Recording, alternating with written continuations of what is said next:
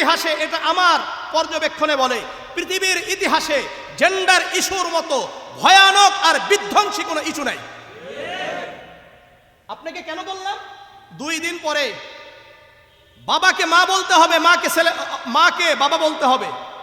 কারণ যদি এই আইন বাস্তবায়ন হয় যে মনে মনে বললেই হয়ে যাবে, আপনার ছেলেকে আপনাকে মেয়ে বলতে হবে, আপনার মেয়েকে আপনাকে ছেলে বলতে হবে। আপনার সাথে মেয়েরা মসজিদে ঢুকবে, কারণ তারা বলবে যে আমরা নিজেদেরকে, কারণ সব জায়গায় তারা বিশৃঙ্খলা তৈরি করতে চায়। যদি বাস্তবায়ন করে ফেলা যায় যে মনে মনে যা বলবে তাকে সেটাই ধরতে হবে, তাহলে একটা এই এলাকার মহিলারা যদি বলে যে আমরা মনে মনে ছেলে, তাহলে আমাদের সবার সাথে মসজিদে ঢুকবে, এখানে আসা বসবে, তাহলে মসজিদকে নষ্ট করে দিবে, পরিবারকে নষ্ট করে দিবে। অর্থাৎ পুরা সভ্যতাকে এরা নষ্ট করার জন্য, ধ্বংস করার জন্য একটা বিশাল বড় ষড়যন্ত্রের একটা এজেন্ডা হিসাব এটা নিয়েছে। এই জন্য আমি মনে করি, আমি আল্লাহর কসম করে বলছি, এটাকে বাস্তবায়ন না করার জন্য যদি আমাদের রক্ত দিতে হয় তাহলে রক্ত দিতে হবে। এরপরেও এদেশে এরকম একটা বিধ্বংসী ভয়ানক কোনো এজেন্ডা বাস্তবায়ন করতে দেওয়া যাবে না। কারণ 2 দিন পরে আপনার পরিবার ধ্বংস হয়ে যাবে, আপনার সমাজ ধ্বংস হয়ে যাবে, আপনার মসজিদ মাদ্রাসা সবকিছুকে ধ্বংস করে দিবে। আলহামদুলিল্লাহ, আল্লাহ রাব্বুল আলামিন আমাদেরকে দুনিয়াতে প্রেরণ করেছেন যেন আমরা দুনিয়াতেও কল্যাণকর কাজ করি, দুনিয়াতেও সফলতা অর্জন করি, আখিরাতেও সফলতা অর্জন করি। দুনিয়ার আখিরাতের যদি আমরা সফলতা চাই তাহলে আমাদেরকে জ্ঞান অর্জন করতে হবে, শিক্ষা অর্জন করতে হবে। এই জ্ঞান অর্জনের মাধ্যম হলো 3টি। জ্ঞান অর্জনের মাধ্যম কয়টি? 3টি। 1 নম্বর মাধ্যম হলো আমাদের পঞ্চ ইন্দ্রিয়। পঞ্চ ইন্দ্রিয় মানে হলো এই যে আমাদের চোখ, আমাদের কান, আমাদের নাক, আমাদের জিহ্বা আর আমাদের ত্বক। এই মোট কয়টা? 5টা। এই 5টা হলো পঞ্চ ইন্দ্রিয় আমরা বলি। এর মাধ্যমে আমরা জ্ঞান অর্জন করতে পারি। যেমন ধরে নেন একটা খাবার লবণ হয়েছে কিনা এটা কি আমাদের বিবেক বুদ্ধি দিয়ে বের করতে পারবো? আমাদের চোখ দিয়ে বের করতে পারবো? তারপরে আমাদের এই ত্বক দিয়ে বের করতে পারবো না, নাক দিয়েও বের করতে পারবো না। আমাদের জিহ্বাকে কাজে লাগালে আমরা জানতে পারবো যে এই খাবারে, এই তরকারিতে লবণ হয়েছে কিনা। কোনোটা যদি মিষ্টি না টক এটা জানতে পারবো আমাদের জিহ্বা। ধরে নেন আপনি আমার সামনে এসেছেন, এখন আপনার শরীরে কি আপনি শরীরে সুগন্ধি বের হচ্ছে না দুর্গন্ধ বের হচ্ছে, এটা চোখের মাধ্যমে করা যায়? কিসের মাধ্যমে? নাকের মাধ্যমে করা যাবে, তাই না? আবার ধরে নেন আপনি যে আমার সামনে এসেছেন, আপনি কালো না সাদা, এটা কি চোখ ছাড়া অন্য কোনো মাধ্যম আছে? চোখের মাধ্যমে কি করতে হবে? এটাকে নির্ণয় করতে হবে। শব্দটা কি কোরআনের তেলাওয়াত না গানের শব্দ, গানের আওয়াজ? এটা কিসের মাধ্যমে করবেন? না চোখের মাধ্যমে করবেন? কানের মাধ্যমে। মাশাআল্লাহ। কোনো একটা জিনিস শক্ত না নরম না শক্ত এটা বুঝবেন কি দিয়ে? ত্বকের মাধ্যমে বোঝা যায়। সুতরাং এগুলোর প্রত্যেকটার আবার কি আছে? সীমানা আছে। এর বাহিরে এগুলো কাজ করতে পারে না। ধরে নেন আমার সামনে আপনি দাঁড়িয়ে আছেন, এখন এই পঞ্চ ইন্দ্রিয়ের মাধ্যমে কি আমি জানতে পারবো যে আপনি কোনো কারো সন্তান? এটার দ্বারা কিভাবে আমাদের আনতে হবে?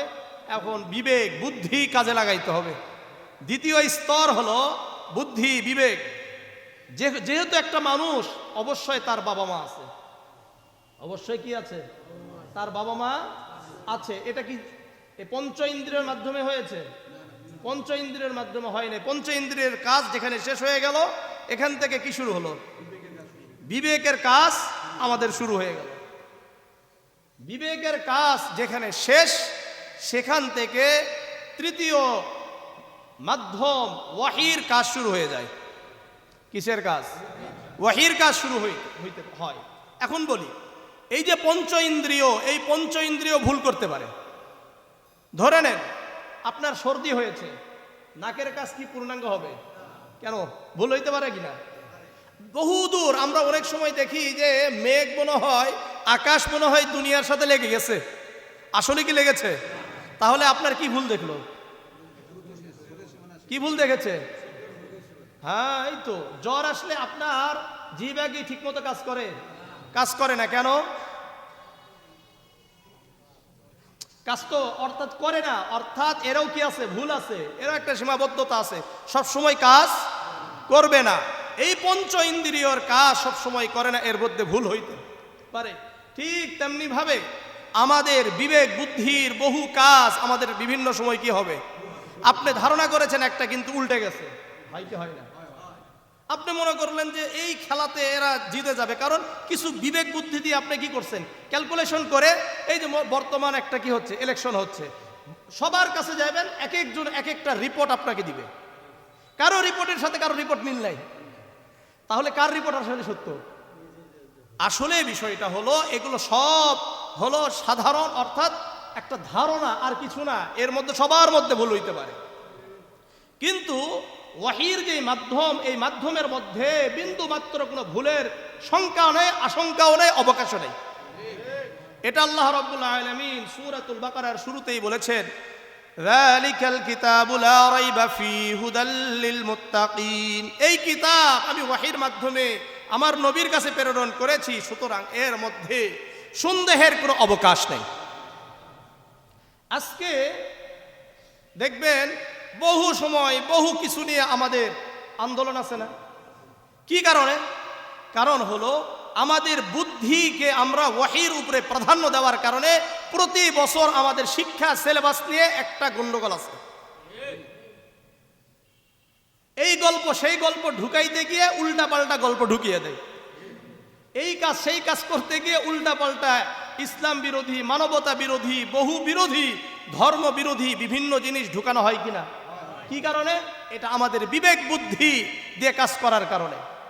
যদি আমরা বিবেক বুদ্ধি বাদ দিয়ে আমাদের জ্ঞানের জায়গাটা, বিশেষ করে ধর্মীয় ব্যাপার, সামাজিক ব্যাপারগুলো যদি পুরাটাই ইসলামের উপর ছেড়ে দিতাম, ধর্মের উপর ছেড়ে দিতাম, তাহলে এই গন্ডগোল আর হতো না, গন্ডগোল আর হয় না।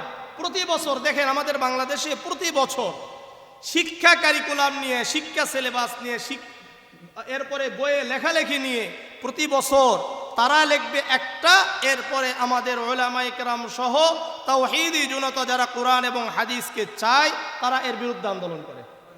এই আন্দোলন করার কারণে ক্ষতি আছে না? ক্ষতি। কি ক্ষতি? এক নম্বর ক্ষতি হলো দেশের ক্ষতি। ধরে নেন, এই যে ধরেন এবারে সপ্তম শ্রেণীর ইতিহাস ও সামাজিক বিজ্ঞান এখন এই ভুল একটা করছে, অর্থাৎ এখানে তারা 44 নম্বর পৃষ্ঠাতে তারা সমকামিতাকে প্রমোট করার জন্য চেষ্টা করছে। তারা ট্রান্সজেন্ডার, এটাকে তারা বিশ্বে প্রতিষ্ঠিত করার জন্য, বাংলাদেশে প্রতিষ্ঠিত করার জন্য তারা একটা গল্প লেখা ফেলাইছে। এখন দেখেন এই গল্প লেখছে না, এই গল্প যতক্ষণ পর্যন্ত এটাকে উঠিয়ে নেওয়া হবে না, যতক্ষণ পর্যন্ত এই বইটা বাদ হবে না, ততক্ষণ পর্যন্ত কিন্তু আন্দোলন চলবেই, আন্দোলন চলতেই থাকবে। এখন এটাকে কি করবে? তাহলে বাদ দিতে হবে, আবার নতুনভাবে ছাপাতে হবে। এই টাকাটা কাদের? এটা আমাদের দেশের প্রত্যেকটা নাগরিকের, সবার কিন্তু এই টাকা। তাহলে দেশের ক্ষতি হলো একটা। দ্বিতীয় ব্যাপার হলো বিভিন্ন জায়গায় আন্দোলন করতে গিয়ে কিছু ক্ষয়ক্ষতি হবে, ব্যানার বানাইতে হবে, আমাদের কিছু সময় রাস্তাঘাটে চলাফেরা করতে হবে, যেতে হবে কিনা, এই সময়টা আমরা কাজে লাগাইতে পারতাম। এই সময়টাও আমাদের নষ্ট করলো। কে করলো? এই যে যারা নাস্তিক, তারা। কারা? এই নাস্তিকরা। সুতরাং আমি বলবো, সরকারকে বলবো, সবাইকেই বলবো, দেশের স্বার্থে, জনগণের স্বার্থে, মুসলমানদের স্বার্থে আপনাকে এটাকে সজাগ দৃষ্টি রাখতে হবে যে এদেশে কোনো বিজাতীয় কৃষ্টি কালচার, বিজাতীয়দের কোনো এজেন্ডা বাস্তবায়ন করার জন্য কেউ চেষ্টা করে কিনা। আর যদি মনে করেন আপনিও এর সাথে শরীক হয়ে গেছেন, তাহলে তো আল্লাহর কাছে আপনি ধরা খাবেন, এই জনগণের কাছেও আপনি ধরা খাবেন। আজকে কালকে কয়দিন কেউই কিন্তু ক্ষমতায় থাকতে পারে নাই, থাকতে পারে কেউ? কেউই থাকতে পারে নাই। সুতরাং আপনি কি করবেন, ক্ষমতায় থাকবেন না কি থাকবেন, এটা নিয়ে আমাদের এখন এত মাথা ব্যথা নাই। আমাদের মাথা ব্যথা মূল জায়গায় হলো আপনার মাধ্যমে আপনি থাকা অবস্থায় যেন কেউ আমাদের দেশের সন্তানদেরকে সমকামিতার দিকে নিয়ে যেতে না পারে।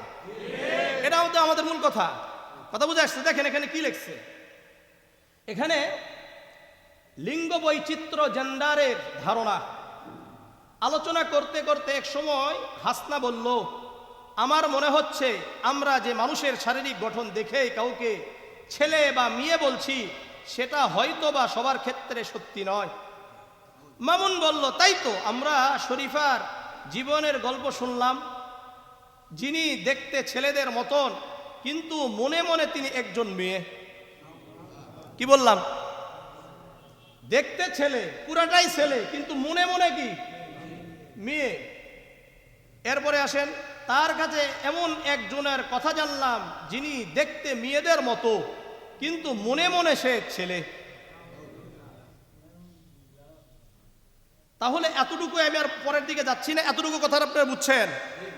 এখন আমি আপনাদেরকে বলি, আমি যদি এখানে মনে মনে বলি যে আমি প্রধানমন্ত্রী, তাহলে কি আমাকে প্রধানমন্ত্রী কার্যালয়ে ঢুকিয়ে দেওয়া হবে? মনে মনে বলার কারণে একটা ছেলেকে দেখতে পুরোটা ছেলে কিন্তু সে মনে মনে মেয়ে হয়ে গেল, আপনি মেয়েদের হোস্টেলে জায়গা দিয়ে দিলেন? জায়গা দিয়েছে? এর অর্থ হলো আপনি বাস্তবায়ন করতে চাচ্ছেন। একটা ছেলে মনে মনে মেয়ে মনে করলো, তাকে মেয়েদের হোস্টেলে দিয়ে দিল। আরেকটা ছেলে, আরেকটা মেয়ে নিজেকে মনে মনে ছেলে মনে করলো, তাকে ছেলেদের হোস্টেলে দিয়ে দেওয়া হলো। আবার একজন ছেলে মেয়ে মেয়ে মনে করে, এই জন্য কোঠায় তাকে কি দেওয়া হলো? চাকরি দিয়ে দেওয়া হলো। এর অর্থটা কি বুঝায়? এই অর্থটা বোঝা যায় যে এদেশে এটা বাস্তবায়ন করতে চায়। আমি বলি শোনেন, পৃথিবীর ইতিহাসে, এটা আমার পর্যবেক্ষণে বলে, পৃথিবীর ইতিহাসে জেন্ডার ইস্যুর মতো ভয়ানক আর বিধ্বংসী কোনো ইস্যু নাই। আপনাকে কেন বললাম? 2 দিন পরে বাবাকে মা বলতে হবে, মাকে ছেলে, মাকে বাবা বলতে হবে। কারণ যদি এই আইন বাস্তবায়ন হয় যে মনে মনে বললেই হয়ে যাবে, আপনার ছেলেকে আপনাকে মেয়ে বলতে হবে, আপনার মেয়েকে আপনাকে ছেলে বলতে হবে। আপনার সাথে মেয়েরা মসজিদে ঢুকবে, কারণ তারা বলবে যে আমরা নিজেদেরকে, কারণ সব জায়গায় তারা বিশৃঙ্খলা তৈরি করতে চায়। যদি বাস্তবায়ন করে ফেলা যায় যে মনে মনে যা বলবে তাকে সেটাই ধরতে হবে, তাহলে একটা এই এলাকার মহিলারা যদি বলে যে আমরা মনে মনে ছেলে, তাহলে আমাদের সবার সাথে মসজিদে ঢুকবে, এখানে আসা বসবে, তাহলে মসজিদকে নষ্ট করে দিবে, পরিবারকে নষ্ট করে দিবে। অর্থাৎ পুরা সভ্যতাকে এরা নষ্ট করার জন্য, ধ্বংস করার জন্য একটা বিশাল বড় ষড়যন্ত্রের একটা এজেন্ডা হিসাব এটা নিয়েছে। এই জন্য আমি মনে করি, আমি আল্লাহর কসম করে বলছি, এটাকে বাস্তবায়ন না করার জন্য যদি আমাদের রক্ত দিতে হয় তাহলে রক্ত দিতে হবে। এরপরেও এদেশে এরকম একটা বিধ্বংসী ভয়ানক কোনো এজেন্ডা বাস্তবায়ন করতে দেওয়া যাবে না।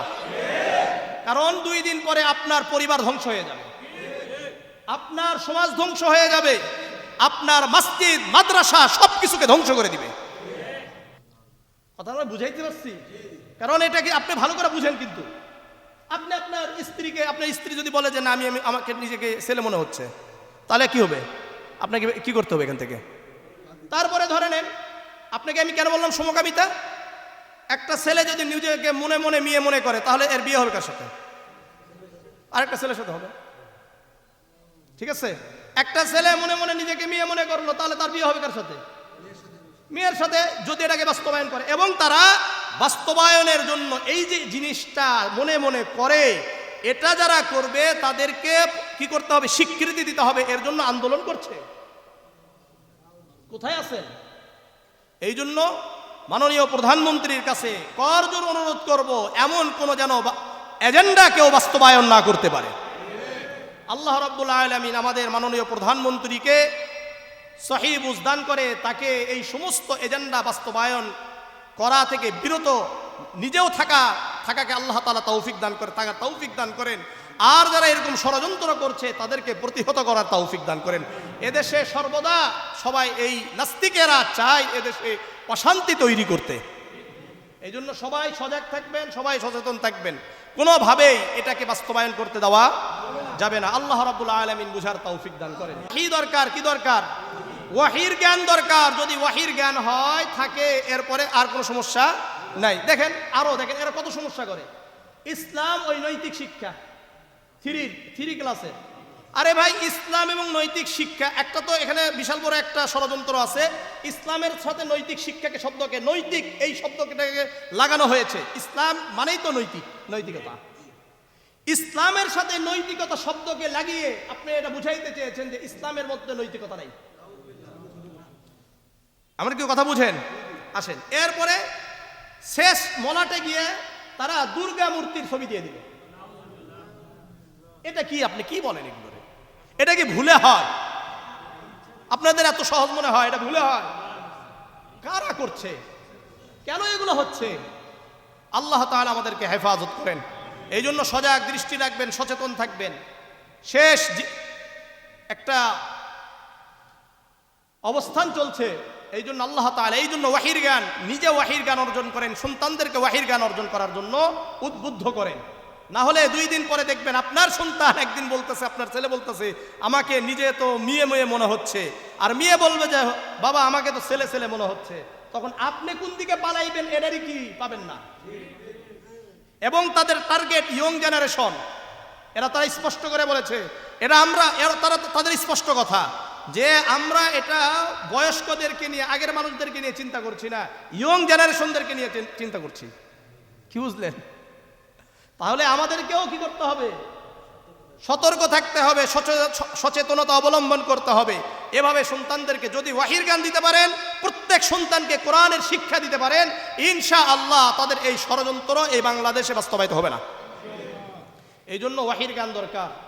যালিকাল কিতাবু লা রাইবা ফি, এখানে কোনো সন্দেহের অবকাশ নাই। ওয়াহির জ্ঞান দরকার। আল্লাহ রাসূল সাল্লাল্লাহু আলাইহি ওয়াসাল্লাম যা বলেছেন সবই ওয়াহি। সব কি? ওয়াহি। সূরাতুন নাজমের 3 নম্বর আয়াত আল্লাহ বলেন, মা ইয়ানতিকু আনিল হাওয়া ইন হুয়া ইল্লা ওয়াহিয়ুহা, আমার নবী নিজের থেকে কোনো কিছু বলেন না, আমি আল্লাহ আমার নবীর উপর যা ওয়াহি করি তা বলেন।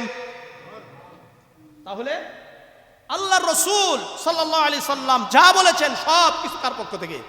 আল্লাহর পক্ষ থেকে। আল্লাহর পক্ষ থেকে যা এসেছে এটা আমাদের জন্য কল্যাণকর।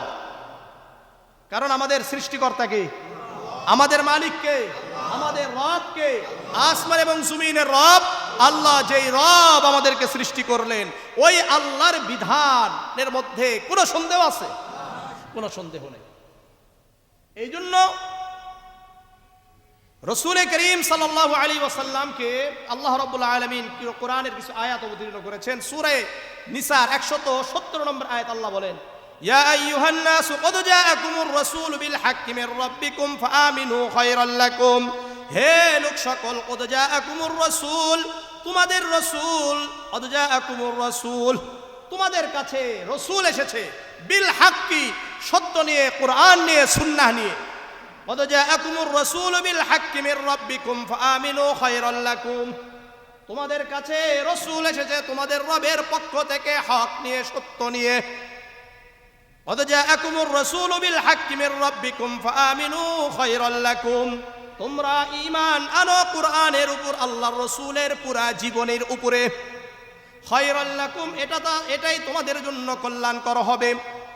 ওয়া ইন তাকফুরু, আর যারা এটাকে অস্বীকার করবে তাদের জন্য আযাব রয়েছে।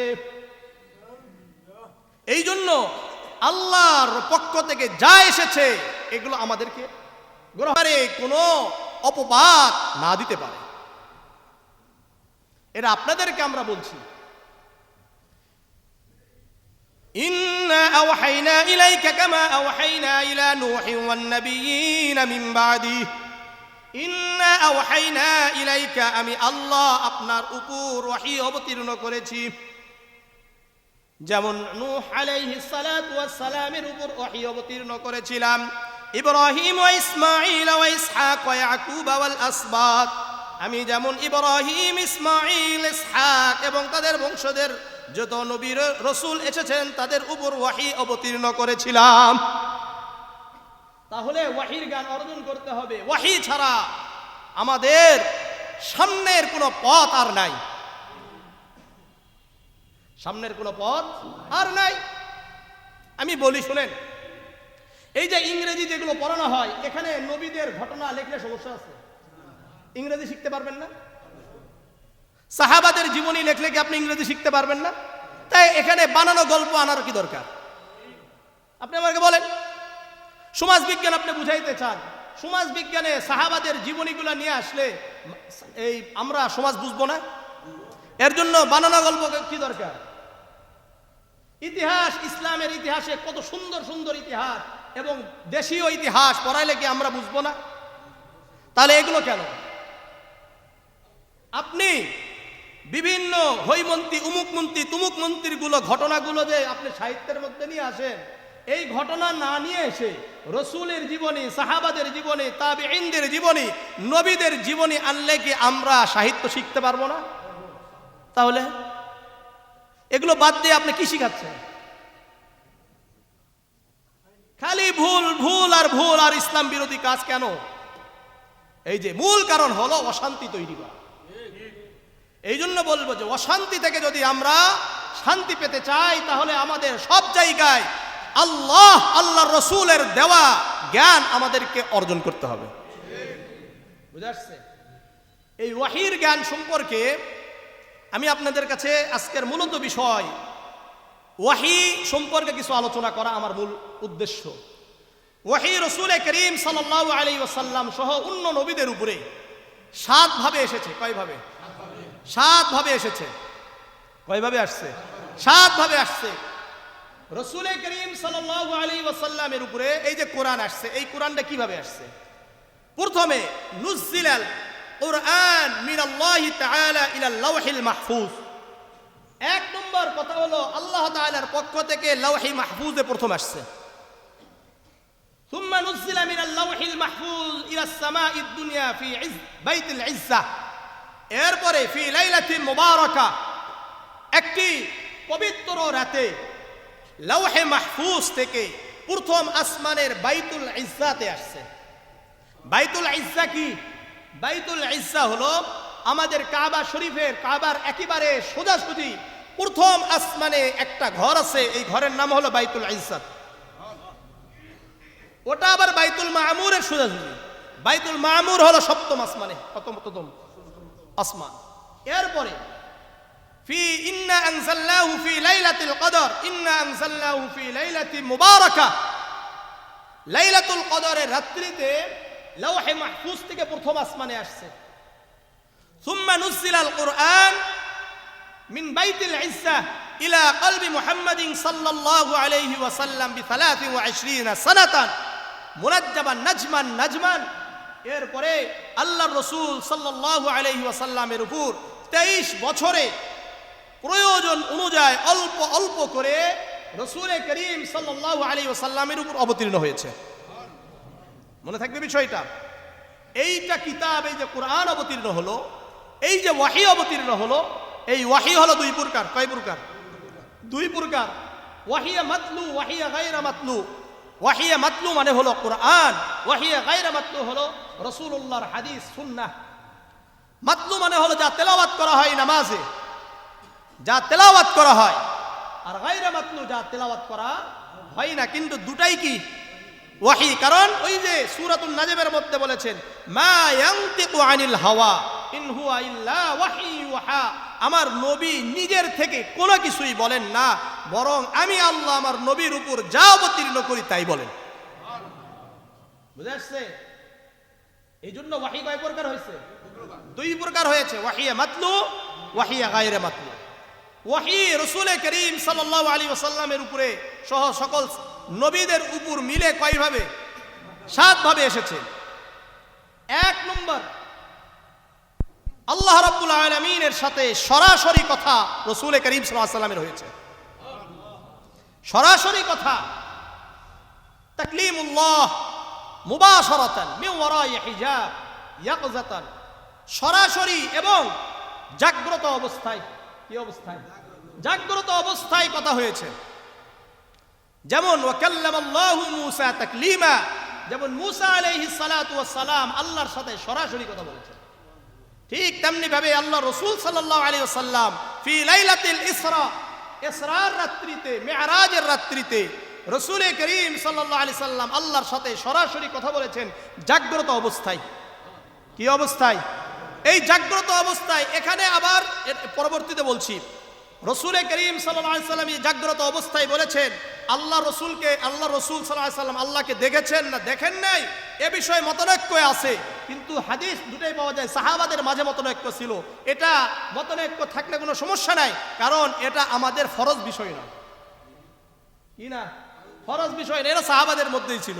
সুতরাং এই এক পক্ষ আরেক পক্ষকে গালাগালির কিছু নাই, এটা সাহাবাদের মাঝেই কি ছিল, মানে মতনৈক্য ছিল। সুতরাং এই মতনৈক্য এটা কোনো কি না ব্যাপার না। আমরা তো মতনৈক্য নিয়ে একে অপরকে কি করি, গালাগালি করি। আল্লাহ হেফাজত করেন, আল্লাহ হেফাজত করেন। সুবহানাল্লাযী আসরা বিআবদিহি লাইলাম মিনাল মাসজিদিল হারাম ইলাল মাসজিদিল আকসা। সুবহানাল্লাযী আসরা বিআবদিহি, তার বান্দাকে মসজিদে হারাম থেকে মসজিদে আকসায় নিয়ে গেলেন, রাতের ভ্রমণ করালেন। এটা তো আমরা সবাই জানি। এরপরে আল্লাহ রাসূল সাল্লাল্লাহু আলাইহি সাল্লামকে প্রথম আসমান, দ্বিতীয় আসমান, আমি সহিহ মুসলিমের 300 নম্বর হাদিস থেকে আমি গত বছরও আলোচনা করেছিলাম, আবার মেরাজের আলোচনাতে আসবে ইনশাআল্লাহ। দীর্ঘ আলোচনা ওটা, ওই হাদিস ওটা বলতে গেলে আমার আলোচনা শেষ আর হবে না। তো ওখানে গেলেন, যাওয়ার পরে আল্লাহ রাব্বুল আলামিন রাসূলুল্লাহ সাল্লাল্লাহু আলাইহি সাল্লামকে 3টি জিনিস দিয়েছিলেন। কয়টি? 3টি জিনিস দান করেছিলেন। জামিআ তিরমিজির 3276 নম্বর হাদিস, আন আব্দুল্লাহ ইবনে মাসউদ রাদিয়াল্লাহু তাআলা আনহু قال لما بلغ رسول الله صلى الله عليه وسلم سدرة المنتهى। আব্দুল্লাহ ইবনে মাসউদ রাদিয়াল্লাহু তাআলা আনহু বর্ণনা করেন, যখন আল্লাহর রাসূল সাল্লাল্লাহু আলাইহি ওয়াসাল্লাম সিদরাতুল মুনতাহায় পৌঁছে গেলেন। সিদরাতুল মুনতাহা কি? মা ইয়ারুজু মিনাল আরদি ওয়া মা ইয়ানজিলু মিন ফাওক, যেখানে দুনিয়া থেকে যা কিছু উঠার সিদরাতুল মুনতাহা পর্যন্ত উঠে, এটা শেষ সীমানা। আর আসমান থেকে যা নামার এটাও কোথায়, কি পর্যন্ত নামে? সিদরাতুল মুনতাহা পর্যন্ত নামে। মানে এটা একটা কি সীমানা। আল্লাহ থেকে যা কিছু আসার এখানে আসে, এখান থেকে ফেরেশতারা নিয়ে আসে। আবার আমাদের আমলনামা যায় কোন পর্যন্ত? সিদরাতুল মুনতাহা। এরপরে ওখান থেকে আবার নিয়ে যাওয়া হয়। এটা হলো সিদরাতুল মুনতাহা। কি বলেন? সিদরাতুল মুনতাহা। ফাআতাহুল্লাহু সালাসান লাম ইউতিহিন্না নাবিয়্যান কানা ক্বাবলাহু।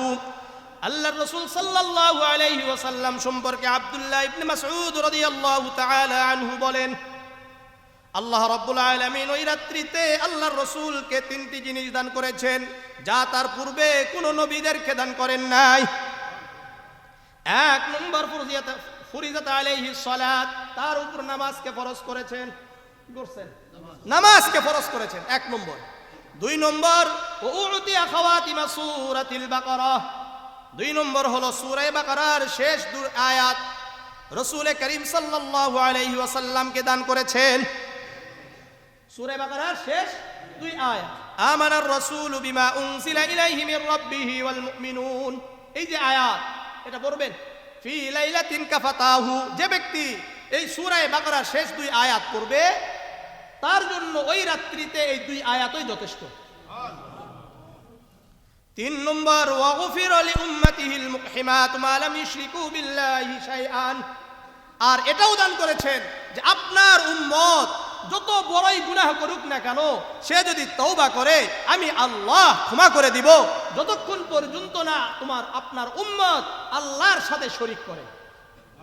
আল্লাহর সাথে শরীক না করে যত বড়ই গুনাহ করুক না কেন, সে যদি আল্লাহর কাছে তওবা করে আল্লাহ তাআলা তার গুনাহ মাফ করে দিবেন। তাহলে আমাদের কাছে স্পষ্ট হলো রাসূল করিম সাল্লাল্লাহু আলাইহি সাল্লামকে মেরাজের রাত্রিতে কয়টা জিনিস দান করছেন? 1 নম্বর 5 ওয়াক্ত নামাজ, 2 নম্বর সূরা বাকারার শেষ আয়াতগুলো, আর 3 নম্বর যত বড়ই গুনাহ হোক না কেন সেই গুনাহ আল্লাহ মাফ করে দিবেন তওবা করলে। হ্যাঁ, ওটা মাফ করবেন না যদি কি করা হয়? শিরক করা হয়। বুঝা আসছে? জামিআ তিরমিজির 3233 নম্বর হাদিস, আন আব্দুল্লাহ ইবনে আব্বাস রাদিয়াল্লাহু তাআলা আনহু قال قال رسول الله صلى الله عليه وسلم آتاني الليلة ربي تبارك وتعالى আব্দুল্লাহ ইবনে আব্বাস রাদিয়াল্লাহু তাআলা আনহু বর্ণনা করেন আল্লাহর রাসূল সাল্লাল্লাহু আলাইহি ওয়াসাল্লাম বলেন এক রাত্রিতে আল্লাহ রাব্বুল আলামিন আমার কাছে আসলেন ফি আহসানি সূরাতিন অধিক সৌন্দর্য চেহারা নিয়ে পৃথিবীর মধ্যে সব মানে অর্থাৎ এই চেহারা আমরা আসলে কি কল্পনাও করতে পারবো না কতটা সুন্দর চেহারা নিয়ে রাসূলের কাছে আসছিলেন ফিল মানাম কি অবস্থায় স্বপ্নে আল্লাহ এসে বলেন ইয়া মুহাম্মদ হাল তাদরি ফিমা ইয়াকতাসিমুল মালাউল আ'লা হে মুহাম্মদ তুমি কি জানো উপরে ফেরেশতারা কি নিয়ে ঝগড়া করে ক্বালা কুলতু লা আল্লাহর রাসূল বললেন আমি জানি না আল্লাহর রাসূল বলেন সঙ্গে সঙ্গে ফাউসা ফাওয়াদা ইয়াদাহু আলা বাইনা কাতিফাইয়া আল্লাহ রাব্বুল আলামিন তার হাত আমার ঘাড়ে রাখলেন কোথায় রাখছে হাত্তা ওয়াজাদতু বারদাহা বাইনা সাদিয়া আও ফি নাহরি তখন আল্লাহর রাসূল বলেন এই যে আল্লাহ রাব্বুল আলামিন আমার ঘাড়ে হাত রাখলেন আমি আমার অন্তরে শীতলতা অবলম্বন অর্থাৎ অনুভব করলাম কি করলাম শীতলতা অনুভব করলাম করার পরে ফালিমতু মা ফিস সামাওয়াতি ওয়া মা ফিল আরদ সঙ্গে সঙ্গে আসমান এবং জমিনের মধ্যে যা আছে আমি জানতে পারলাম সব কিছু আমি জানতে পারছি আমি জানতে পারলাম যে আসমান জমিনে কি হচ্ছে সব আমি জানতে পারলাম এখন আল্লাহ রাব্বুল আলামিন বলেন ইয়া মুহাম্মদ হাল তাদরি ফিমা ইয়াকতাসিমুল মালাউল আ'লা এই মুহাম্মদ এখন কি জানো আসমানের উপরে কি নিয়ে ঝগড়া হচ্ছে বলতু নাম আল্লাহর রাসূল বললেন হ্যাঁ আমি জানি আল্লাহ রাসূল সাল্লাল্লাহু আলাইহি ওয়াসাল্লাম বলেন ফিল কাফফারাত কাফফারাত নিয়ে আলোচনা হচ্ছে আল্লাহ রাসূল এখন বললেন যে কাফফারাত কি শোনো কাফফারাত হলো ভালো করে শুনেন কাফফারাতটা কি আল মাকসু ফিল মাসাজিদ বাদা সালাত এক নম্বর নামাজের পরে মসজিদে অবস্থান করা এক নম্বর কি বলেন নামাজের পরে মসজিদে অবস্থান করা দুই নম্বর ওয়াল মাশিউ আলাল আকদামি ইলাল জামাআত জামাতে মসজিদে অংশগ্রহণ করার জন্য পায়ে হেঁটে আসা তিন নম্বর ওয়াইসবাউল ওযুই আলাল মাকারিহি কষ্ট সত্ত্বেও ওযু করা কষ্ট সত্ত্বেও কি করা ওযু করা ওমান ফাআলা যালিকা আল্লাহর রাসূল বললেন যে এই কাজগুলো করলো আশা বিখাইরিন ওয়া মাতা বিখাইরিন ওই ব্যক্তি কল্যাণের উপর বেঁচে থাকলো ওই ব্যক্তি কল্যাণের সাথে মৃত্যুবরণ করলো ওয়া কানা মিন খাতিআতিহি কায়াউমা ওয়ালাদাতহু উম্মুহু আর ওই ব্যক্তি গুনাহ থেকে এমন ভাবে বের হয়ে যায় যেন ওই ব্যক্তি সেদিন তার মায়ের পেট থেকে বের হয়েছে মানে ওই দিনই যেন তার মা তাকে জন্ম দিয়েছে এরপরে আল্লাহর রাসূল সাল্লাল্লাহু আলাইহি ওয়াসাল্লাম বলেন আল্লাহ বললেন ওয়াইদা আরাদতা ওয়াইদা সাল্লাইতা যখন হে মুহাম্মদ যখন তুমি নামাজ পড়বা ফাকুল আল্লাহুম্মা ইন্নী আসআলুকা ফি'লাল খায়রাত কি বলছে আল্লাহুম্মা ইন্নী আসআলুকা ফি'লাল খায়রাত ওয়া তারকাল মুনকারাতি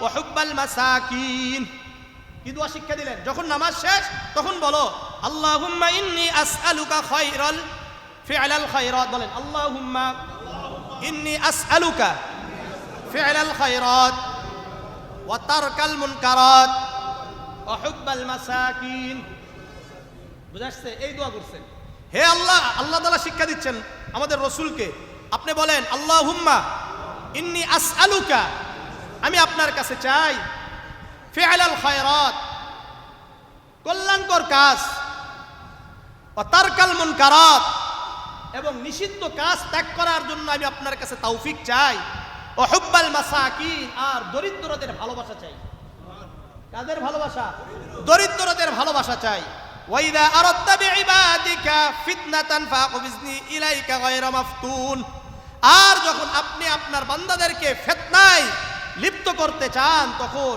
ফিতনায় জড়িত করার আগেই আমাকে আপনার কাছে উঠিয়ে নিয়েন বুঝাচ্ছে এটা হলো কাফফারাত এরপরে আল্লাহ রাসূল বলেন ফিদ দারাজাত দারাজাত নিয়েও তারা কি করে ঝগড়া করছে দারাজাত কি আল্লাহর রাসূল বললেন ইফশাউস সালাম একে অপরকে বেশি বেশি সালাম দেওয়া সালামের প্রচার করা 2 নম্বর ওয়াইতআমুত তুআম, মানুষদেরকে খাবার খাওয়ানো। 3 নম্বর আসসালাতু বিল্লাইলি ওয়ান নাসু নিয়াম, রাত্রে যখন মানুষ ঘুমিয়ে যায় আল্লাহর জন্য দাঁড়িয়ে দাঁড়িয়ে সালাতুত তাহাজ্জুদ আদায় করো। এটা নিয়ে ঝগড়া করে। তাহলে আমাদের কাছে স্পষ্ট হলো, একটা হলো জাগ্রত অবস্থায় আল্লাহর সাথে কথা, দ্বিতীয়ত হলো ঘুমানো অবস্থায় স্বপ্নে আল্লাহর সাথে কথা। আল্লাহ রাসূল এই দুটা করেছেন, একটা গেল, তাই না?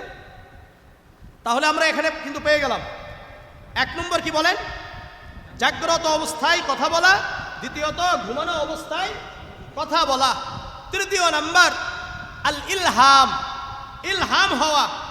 ইলহাম মানে আল্লাহর রাসূল সাল্লাল্লাহু আলাইহি সাল্লাম অনেক সময় মনে করতেন জিবরিল আলাইহিস সালাতু ওয়াস সালাম তার অন্তরে ফুঁক দিয়ে দিয়েছেন। ফুঁক মানে কিছু একটা জাগ্রত হয়েছে, আর এর মধ্যে কোনো সন্দেহ থাকতো না, এটাও ওয়াহি। এটাও কি ওয়াহি? এটা আবার আল্লাহর রাসূল বর্ণনা করতেন। সহিহুল জামি' 2085 নম্বর হাদিস, قال النبي صلى الله عليه وسلم إن روح القدس نفس في روعي। আল্লাহর রাসূল সাল্লাল্লাহু আলাইহি ওয়াসাল্লাম বলেন, জিবরিল আলাইহিস সালাতু ওয়াস সালাম আমার রূহে ফুঁক দিলেন। কি দিলেন? ফুঁক দিলেন।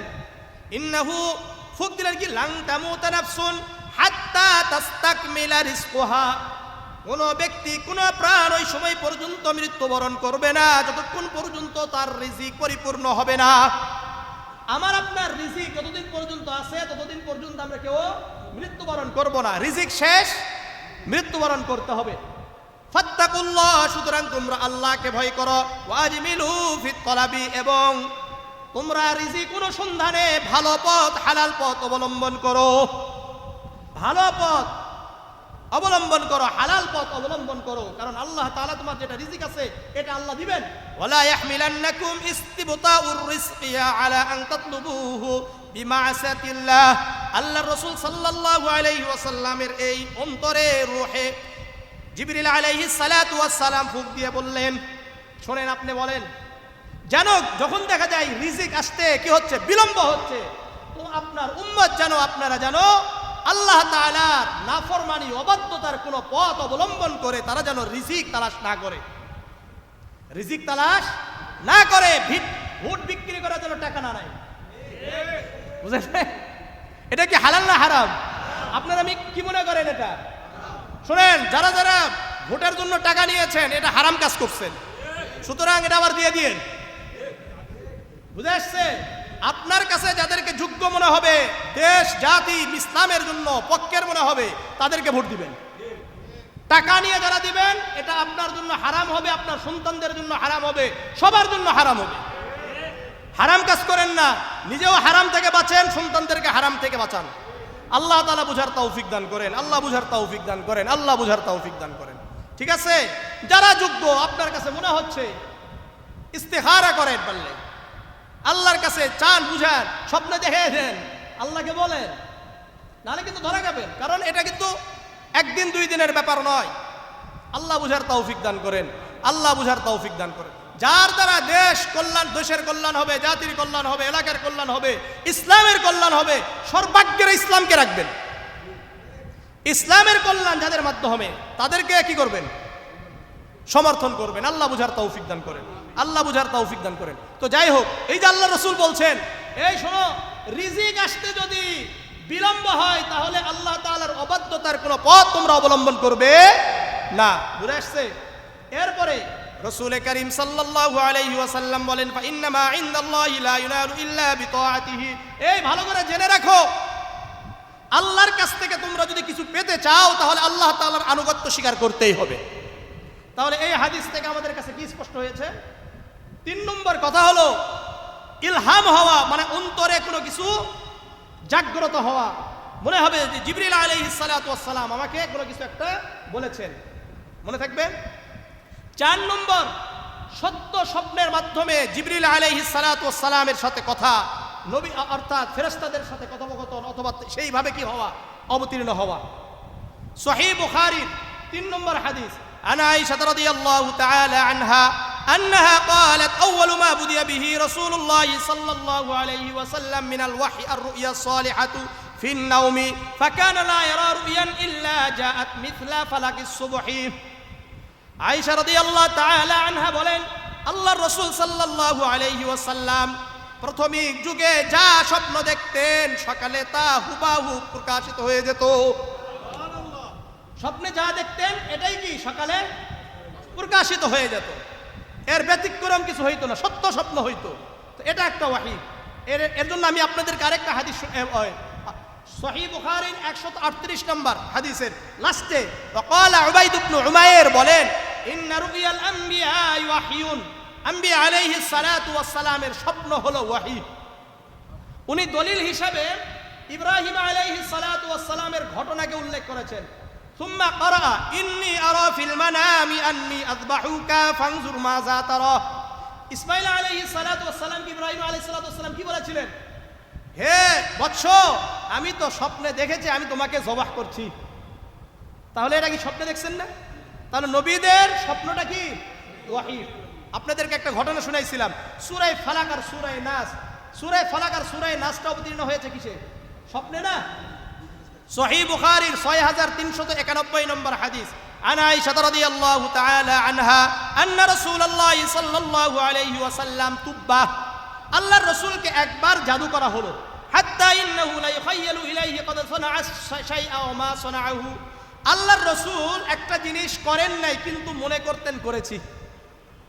সুম্মা ইন্নাহু দাআ রাব্বাহু, আল্লাহর কাছে দোয়া করেছিলেন, আল্লাহ আমার কি সমস্যা হয়েছে আপনি আমাকে জানিয়ে দেন।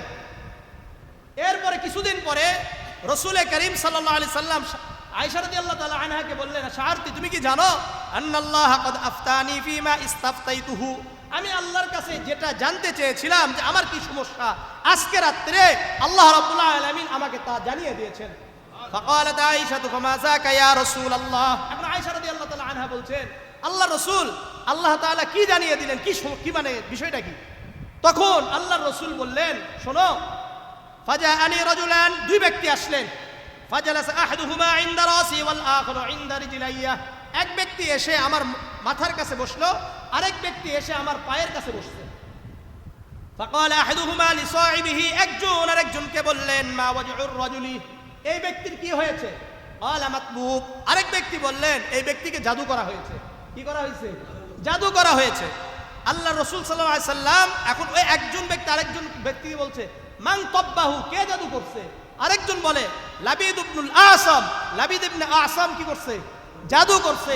এখন আল্লাহ রাসূল সাল্লাল্লাহু আলাইহি ওয়াসাল্লাম এটা দেখতেছে, স্বপ্ন মানে স্বপ্নে দুইজনের কথোপকথন শুনতেছে, আবার জিজ্ঞাসা করতেছে ফিমা দা, কিসে তাকে জাদু করছে?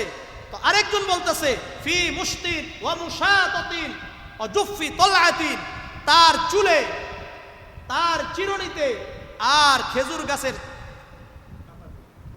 অর্থাৎ খেজুর গাছের গাঁটিতে তাকে এগুলো নিয়ে, অর্থাৎ চুলগুলো নিয়ে, এরপরে তার যে চিরুনিটা ব্যবহার করতেন এটা নিছে, এটা নিয়ে কি করছে, একটা খেজুর গাছের সাথে ওগুলো 11টা গিট দিয়েছে, 11টা গিটের মাধ্যমে তারা এক জায়গায় কি করছে, এটাকে পুঁতে রাখছে। কোন জায়গায়?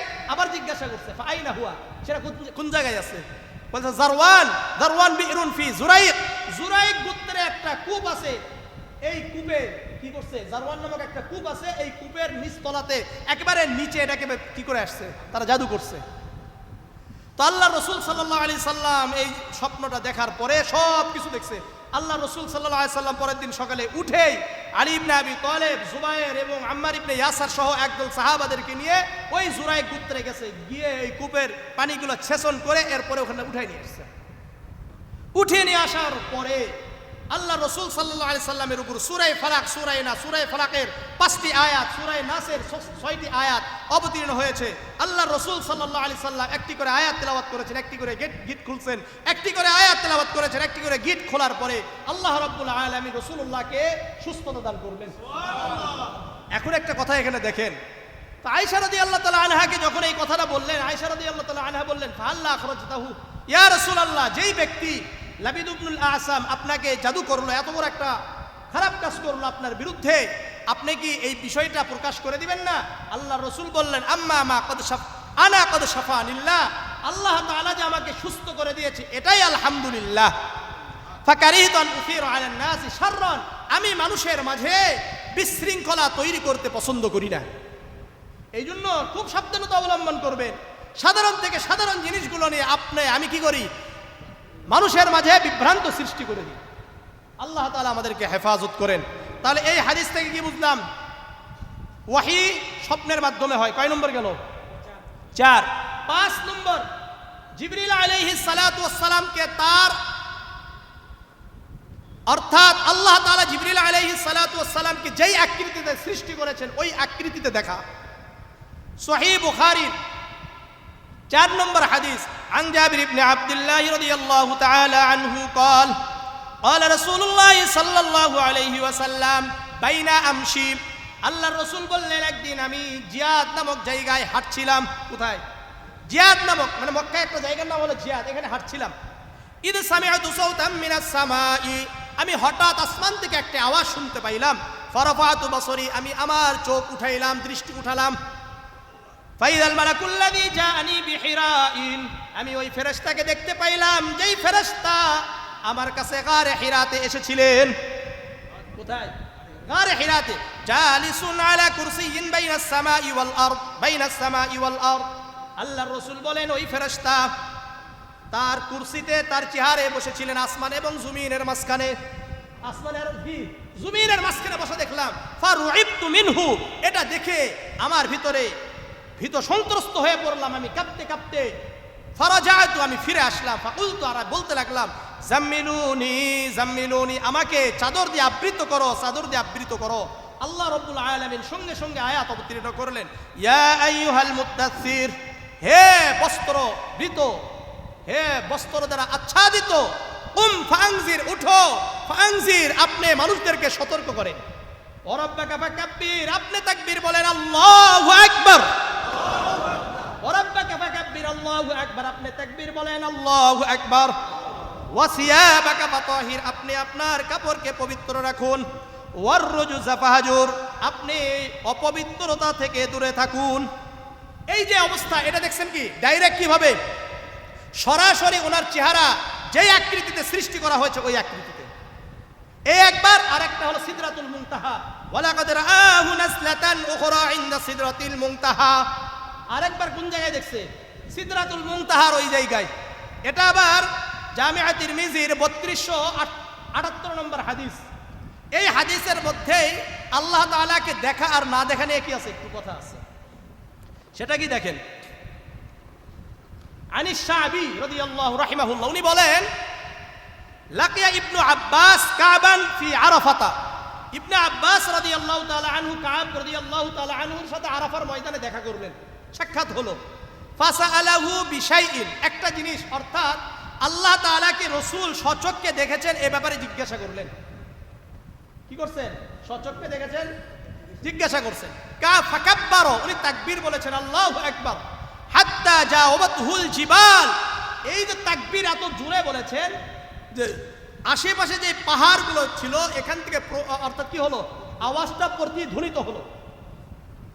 ক্বালা ইবনু আব্বাস ইন্না বানু হাশিম, তখন আব্দুল্লাহ ইবনে আব্বাস বলেন আমরা হলো হাশিমি বংশীয়। বুঝে আসছে?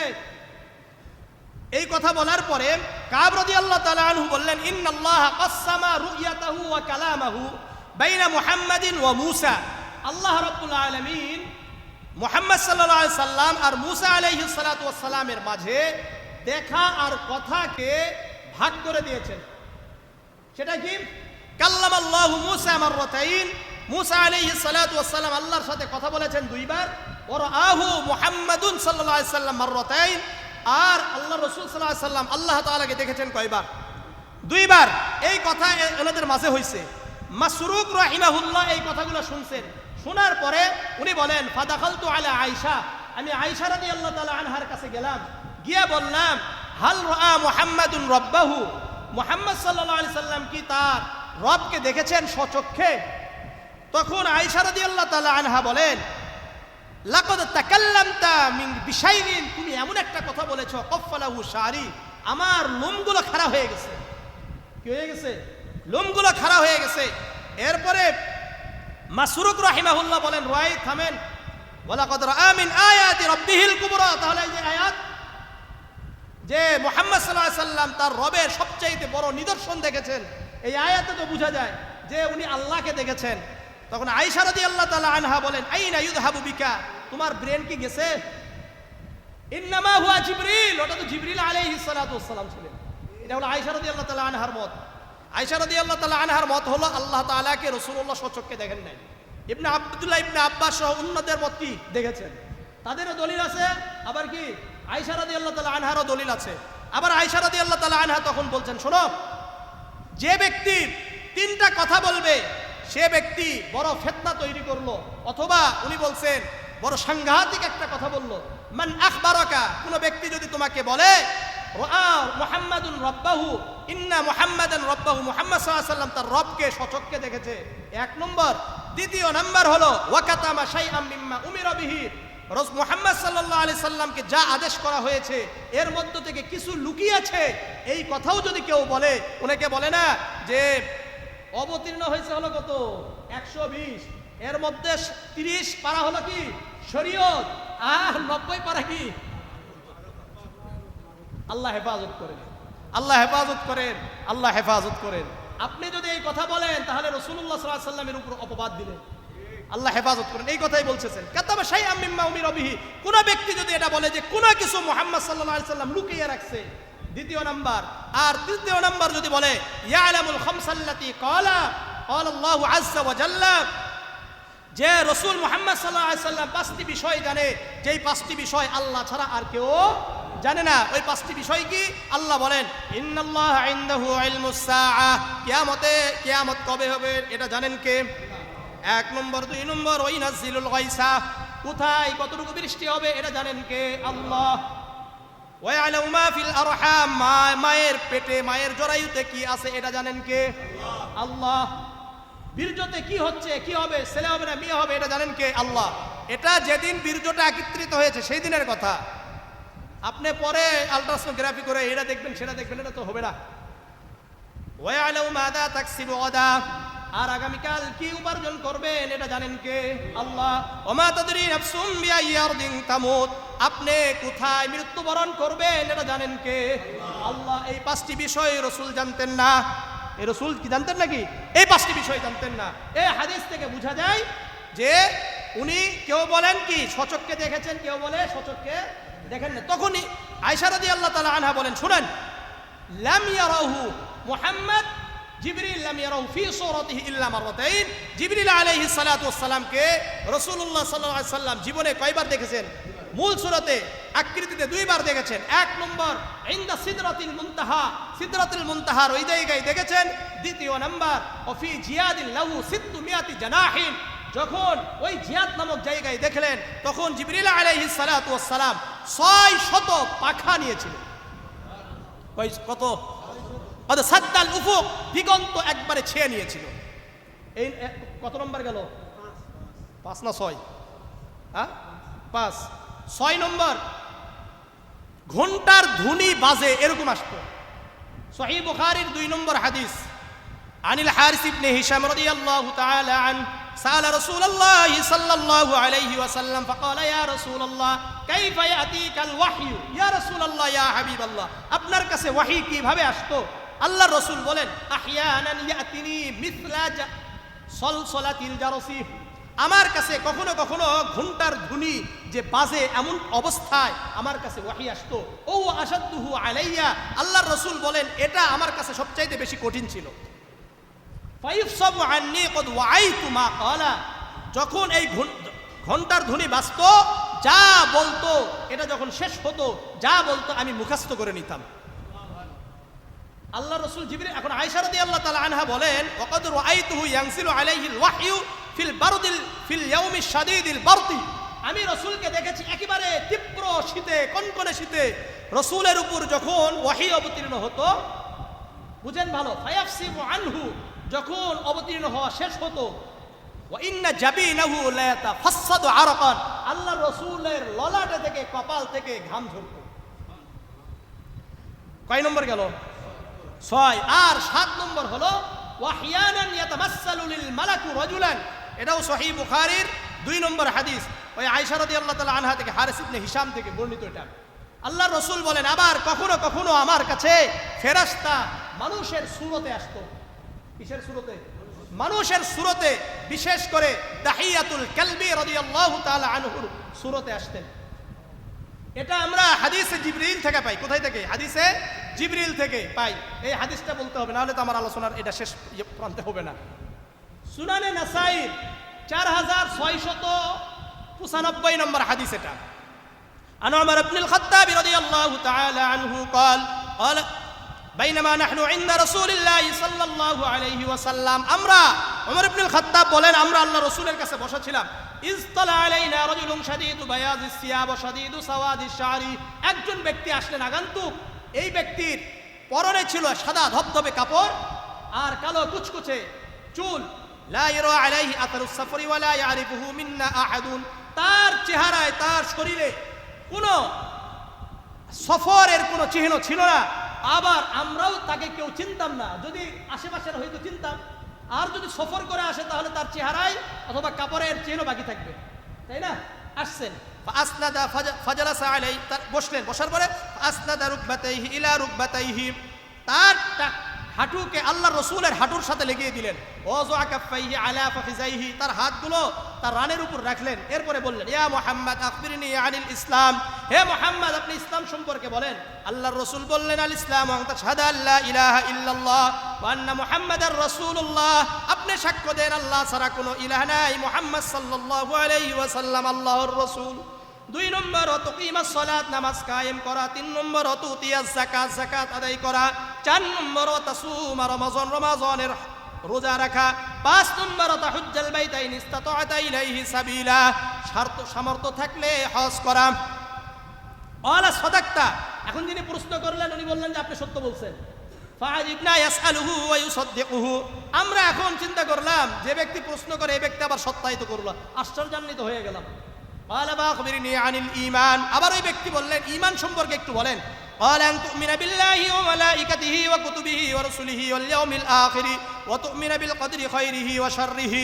ঈমান হলো আল্লাহর উপর ঈমান আনা, আল্লাহর ফেরেশতাদের উপর ঈমান আনা, আল্লাহর কিতাব সময়ের উপর ঈমান আনা, আল্লাহর রাসূলদের উপর ঈমান আনা। বুঝাচ্ছে? ওয়া তু'মিনা বিল কদরি খাইরিহি ওয়া শাররিহি, ভালো মন্দের তাকদীরের উপর ঈমান আনা। আবার এই ব্যক্তি বললেন ক্বালা সাদাকতা, আপনি সত্য বলছেন। ক্বালা ফাখবিরনি আনিল ইহসান, এখন বললেন ইহসান সম্পর্কে বলেন। আল্লাহর রাসূল বললেন ইহসান হলো আন তা'বুদাল্লাহা কাআন্নাকা তারাহু ফা ইন লাম তাকুন তারাহু ফা ইন্নাহু ইয়ারাকা, যখন তুমি ইবাদত করবে, সালাত আদায় করবে, ইবাদত করবে, তুমি মনে করবে তুমি আল্লাহকে দেখো। যদি এটা তুমি অনুভব করতে না পারো, কমপক্ষে মনে করবে আল্লাহ তোমাকে দেখে। ঠিক আছে? এরপরে আবার বলতেছে আপনি সত্য বলছেন। এরপরে বলে ফাখবিরনি আনিস সাআহ, আপনি একটু কিয়ামত সম্পর্কে বলেন। এখন আল্লাহর রাসূল বলেন ক্বালা মাল মাসউলু আনহা বিআলাম মিনাস সাইল, যাকে প্রশ্ন করা হয়েছে আর যে প্রশ্ন করেছে উভয় সমান, এখানে কেউ বেশি জানে না।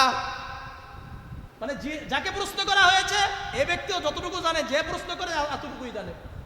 ক্বালা ফাখবিরনি আন আমারাতিহা, তখন বলতেছে ঠিক আছে এতটুকু দরকার নাই, কমপক্ষে তো এটা বলেন যে কিয়ামতের কিছু আলামত বলেন।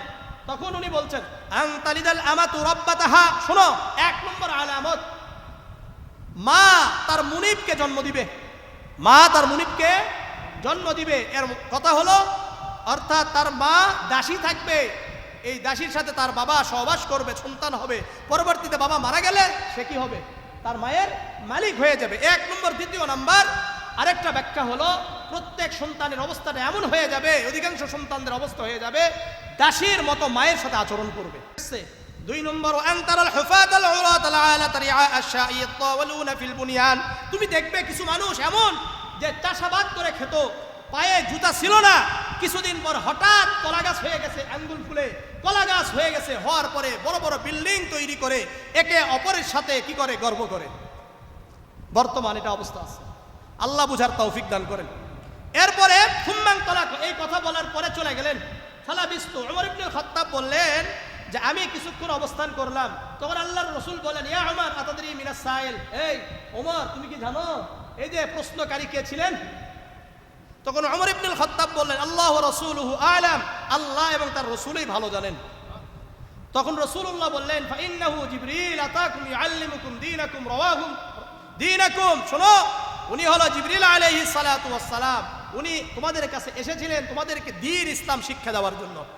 এই হাদিসটা হলো পুরা দ্বীনের সারাংশ, পুরা ইসলামের কি সারাংশ। এই মোট হলো কয়ভাবে ওহী অবতীর্ণ হয়েছে? 7 ভাবে ওহী অবতীর্ণ হয়েছে। ওহীর জ্ঞান অর্জন করবো তো ইনশাআল্লাহ। আল্লাহ রাব্বুল আলামিন আমাদের সবাইকে ওহীর জ্ঞান অর্জন করার তৌফিক দান করেন। একটু সময় নিয়ে নিলাম, আল্লাহর হস্তে ক্ষমা করে দিবেন।